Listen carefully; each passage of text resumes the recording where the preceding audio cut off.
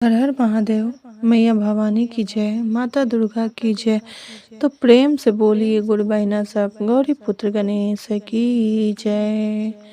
तो ये गुरु बहिना, आज हम जो कथा लेकर आयल बानी ओके अगर आप लोग तन मन से सुन लेम तो जो कहल जाला भगवान भोलेनाथ के एकदम आशीर्वाद मिल जाई।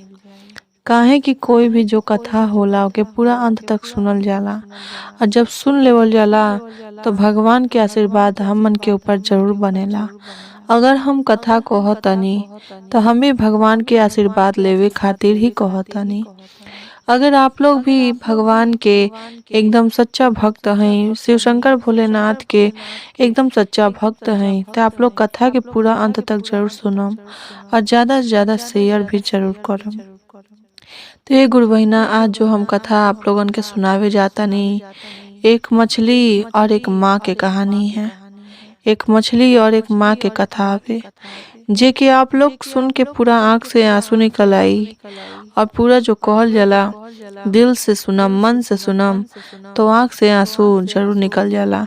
चाहे कथा सुनी चाहे कोई भी बात होके, अगर ओके आप लोग हृदय से सुने नी तो हृदय वो एकदम वो हमें तरन तार हो जाला, एकदम रो पड़ेला कि सही बात ही है। तो ये गुरु बहिना, आई अब कथा के शुरू करतनी और हमरे चैनल के सब्सक्राइब जरूर करम अगर आप लोगन के ये कथा पसंद आवे तो।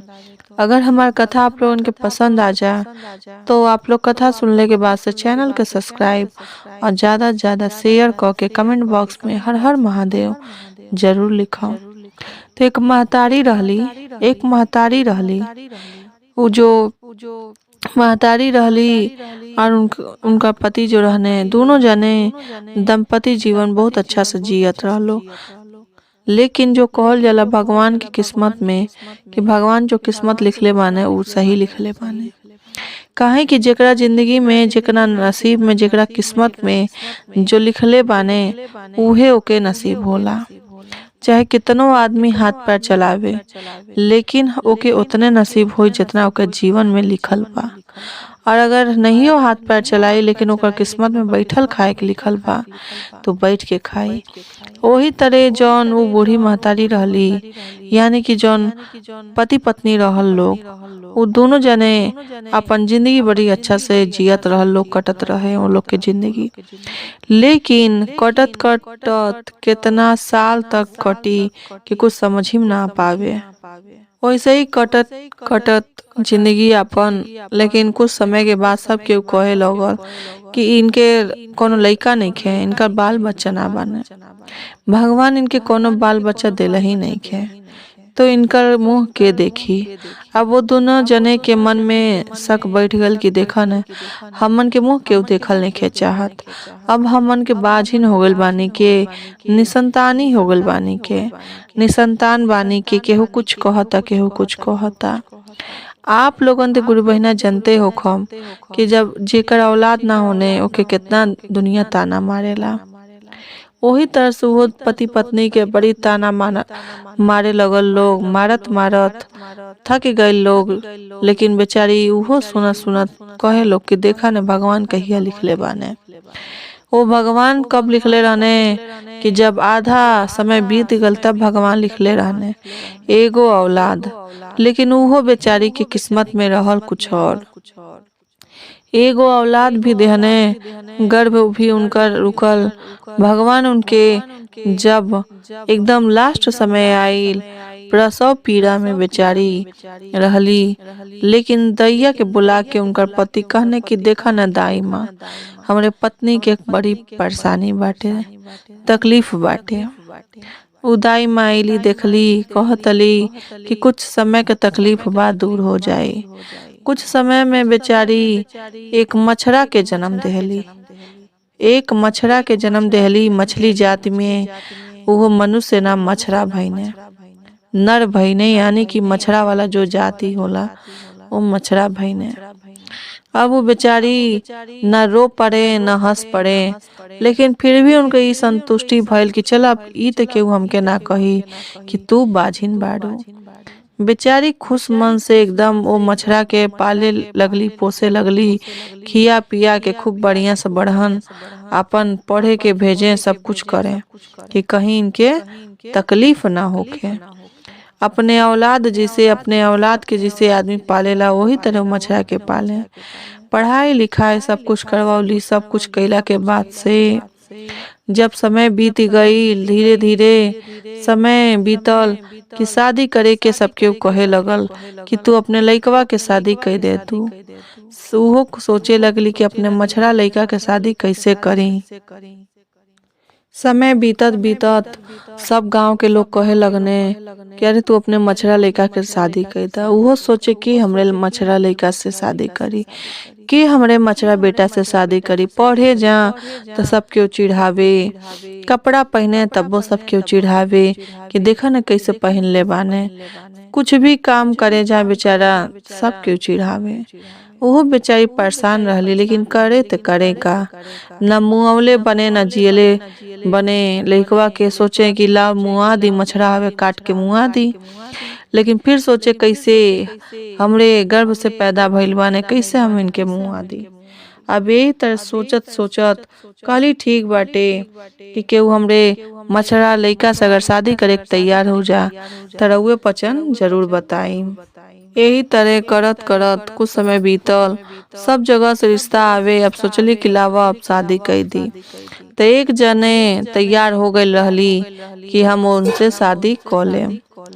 अब वो सोचली कि चला शादी कर देता। नहीं समय बीतल, शादी कैली, सब कुछ रखाइल, दिन बार सब कुछ पड़ल।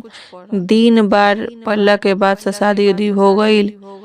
उनका जो पत्नी आईली कहली कि चल तनी देखे, चल तनी कि देखी कैसन बाने मछरा। हम तो भइले इनका चेहरो नहीं देखले। अब वो बेचारी सोचली कि चला अपने दुल्हा का चेहरा देख ली। क्या बहन चेहरा नहीं देखले, काहे कि शादी जब भइल तब बड़ा तो पिढ़ाप के भइल। उनकर जो कहल जाला, उनका माँ कहले रहली कि हमरे मछरा बेटा के शादी तबे होई जब केहू देखी ना, हमरे घरे आ जाइए तब केहू देखी। अब बेचारी बुद्धि विवेक लगा के शादी तो कर देली, लेकिन अब सोचे लगली कि का करी। जो पतो ही बड़ी आज ना तो कल देखबे करी है। ओकरे बाद से जब इथी भइल देखे गईली तो देखत का बाड़ी कि मछरा के जो वो शरीर होला, छाल, वो छाल के खोल के उगल रहने घूम में। अब वो देखली सो कहतली कि मछरा के छाल ते हवा बाटे, आखिर गईनी कहाँ घूम में। जाके देखा तली बगीचा में खूब घूमत तने, खूब अच्छा से बाने, खूब सुंदर लइका बाने, शादी भइल बा, खूब हमार सुंदर पति बाने। ई सोचे लगली अब मन में कि हमार पति इतना सुंदर बाने, अब मछरा के ई छाल पहन के घूमे ने, काहे कि शंकर भगवान के देन रहलू। ये गुरबैना सब वो शंकर भगवान के इतना पूजा पाठ करत रहली, इतना मानत जानत रहली कि भगवान उनसे परीक्षा लेते रहने की देखी एहू रूप में हमके स्वीकारे ली कि नहीं।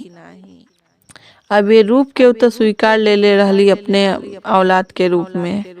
और बेचारी बहुत बढ़िया से उनका पति जो रहने वो अपने बेटा के बेटा नियर माने मछरा के। अब उनका जो मेहरारू देख लेली, अली घरे, घरे आके कहली कि ये मम्मी जी चली देख ली आपके बेटा कितना सुंदर बानी। कहली चला दिखावा, लेकिन वो तो मछरा हमें कैसे तू आज ले जनलू नहीं, 2 दिन हो गए। तो कहतली ना राउर बेटा बहुत सुंदर बाने, मछरा हवे, चली दिखावा तनी। कहतली कि चला देख लेवल जा। गईली देखे, देखा तली उनका माँ की कितना सुंदर हमार बेटा बाने, कितना सुंदर शरीर बाटे, आज ले हमसे छुपौले रहने हैं। दोनों जने सास पतो ही घरे वापस आइल लोग। मछरा के जौन छाल रहल उनका माँ कहली कहाँ बाटे, लेके जाके अचानक से चूल्हा में झोंक देहली, जल गई। आ जलला के बाद से सोचली कि चल चुपचाप बैठ चल जा, आ यहाँ तो पूछबे करिए चाहे देखल जाई। ले जाके वहाँ फटाफट धो देहली, जला उला के आके सास पतोई जैसे जैसे रहल लोग काम उम करत रहल लोग, अपन अपन करे लगल लोग। अब उनकर बेटा जो इने मछरा लगने खोजे अपन छाल, कहे कहाँ बाटे कहाँ बा, सब जगह खोज लेने, अपने मेहरारू के बोलौने नाम धो के कि ये सबिता अब हमके दो। अब वो अली कहत लिखे हमार छाल, वो कहतने कि कहाँ हमार हई सामान रहले हमार धैले रहनी का भइल। कहत अली कौन हमार सामान रहल हम नहीं जानत, माँ जी जानत हो हम। ओही लगले उनका माँ अली कहली कि बेटा तू इतना सुंदर बाला, इतना सुंदर रूप में बारा, तू काहे आजले हमसे मछरा के रूप में रहत रहला हवा हमरे सामने, हमके बड़ा तकलीफ होता कष्ट होता, काहे तू ऐसा कैले रहला हवा। कहत नहीं कि देखा माँ, हमके जौन भगवान बतौले रहने हम वही तर रहनी है, काहे कि हम भगवान के दिहल है, तू हमसे कहेलू। कहली हाँ ई त बात सही बा, शिव गुरु के तू दिहल हवा, भगवान हमार विनती सुनले बाने तब हम आजू ये धरती पे बानी। अब लगली भगवान के गुणगान करे, माई बेटा सास पतोई अपने घरे शिव चर्चा कथा कहवावल लो, भक्ति भाव कैल लो, कथा बट्टा भजन भाव सब सुनल लो। तो ए गुरु बहिना, अगर आप लोगन के हमार कथा पसंद आई लो के चैनल के लाइक और सब्सक्राइब जरूर करब, ज्यादा से ज्यादा शेयर भी, कमेंट बॉक्स में हर हर महादेव जरूर लिखम।